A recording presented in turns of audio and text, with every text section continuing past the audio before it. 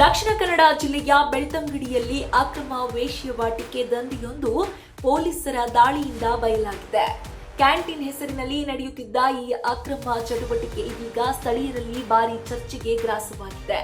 ಬೆಳ್ತಂಗಡಿ ನಗರ ಪಂಚಾಯತ್ ವ್ಯಾಪ್ತಿಯ ಕೆಇಬಿ ಕಚೇರಿ ಪಕ್ಕದಲ್ಲಿರುವ ಸರ್ಕಾರಿ ಜಾಗದ ಕ್ಯಾಂಟೀನ್ನಲ್ಲಿ ಈ ದಂಧೆ ನಡೆಯುತ್ತಿತ್ತು ಎಂಬ ಮಾಹಿತಿ ಪೊಲೀಸರಿಗೆ ಲಭಿಸಿತ್ತು.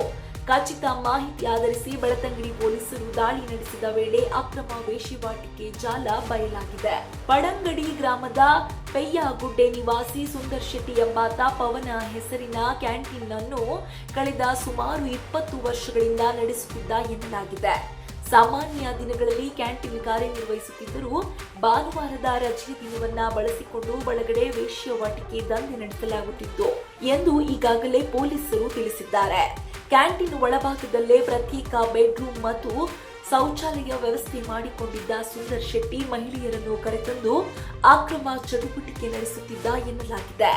ದಾಳಿ ವೇಳೆ ಸ್ಥಳದಲ್ಲಿದ್ದ ಯುವತಿಯೋರ್ವಳನ್ನು ಪೊಲೀಸರು ರಕ್ಷಣೆ ಮಾಡಿದ್ದಾರೆ. ಈ ಪ್ರಕರಣದಲ್ಲಿ ಕ್ಯಾಂಟೀನ್ ಮಾಲೀಕ ಸುಂದರ್ ಶೆಟ್ಟಿ ಸೇರಿದಂತೆ 3 ಬಂಧಿಸಲಾಗಿದೆ.